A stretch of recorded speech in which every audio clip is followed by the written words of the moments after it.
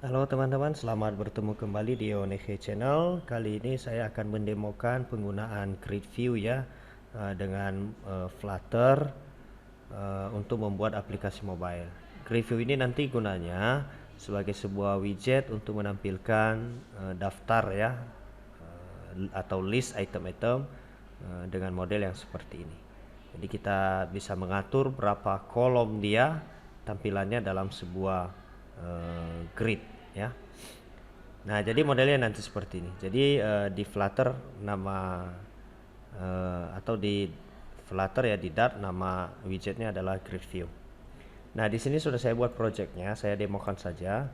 Yang pertama nanti kita harus tambahkan dulu package dari import ya, referensi penggunaan material. Kemudian kita buat void main-nya seperti biasa. Oke, kemudian kelas home ya, ini ya atau desainnya kita buat seperti ini. Kemudian nanti di sini kita gunakan beberapa gambar. Ya, di sini ada gambar. Nah, gambar-gambar ini harus kita sediakan terlebih dahulu. Kita harus kopikan di aset kita karena kita menggunakan aset ya. Gambar-gambar yang ada di dalam project kita. Ini kita kopikan dulu ke dalam project kita. Saya gunakan di sini folder gambar. Gambar-gambarnya adalah ini. Oke. Nah, gambar-gambar ini setelah kita kopikan ke dalam project kita, kita harus registrasi pada file YAML. Jadi pubspec YAML. Ini kita buka. Nah, kemudian kita daftarkan pada bagian aset. Jadi nanti silakan dicari di file pubspec-nya ini, di coding ini aset. Ya, nanti akan kita daftarkan di sini sesuai dengan nama gambar-gambar yang kita masukkan tadi pada project kita di folder gambar ini. Jadi harus sesuai ya namanya. Jadi gambar ini adalah yang ini, gambar ini adalah nama foldernya di project kita, tempat gambarnya. Kemudian misalnya 1.png ini adalah nama-nama gambarnya. Oke, seperti ini ya registrasinya. Nanti kalau sudah silakan disimpan file ini, kemudian kalau sudah di close saja. Kemudian kita lanjutkan, tadi sudah kita buat array-nya. Nah, berikutnya ya kalau sudah selesai tadi itu, sudah kita buat registrasi gambarnya, kita buat sebuah array ya, variable array di bagian deklarasi variabel ya di atas widgetnya si scaffold.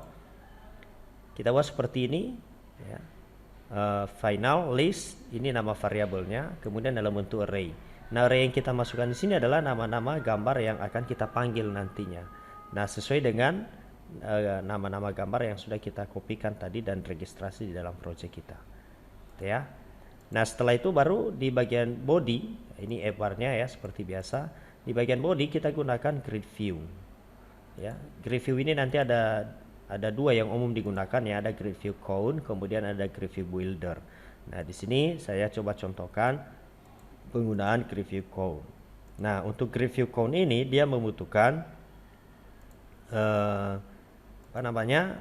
Cross axis cone. Jadi cross axis cone ini adalah jumlah item dalam setiap baris. Jadi kalau ini misalnya ini baris pertama, ini baris kedua, ini baris pertama ini jumlahnya kan 22 ini, baris kedua juga 2 item ya. Jadi itu bisa kita atur dengan menggunakan cross axis count. Jadi ini nanti nilainya harus integer ya. Ini bisa kita buat 2, 3, 4 dan seterusnya sesuai dengan keinginan ya di sini.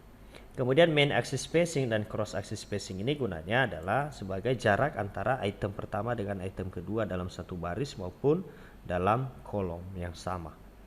Jadi jaraknya ya supaya agak tidak berdempet ya atau biar agak berjauhan.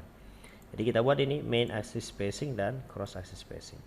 Kemudian grid view ini dia memiliki children. Nah, childrennya itu di dalam childrennya itu nanti kita butuh sebuah perulangan untuk membaca item-item ini tadi.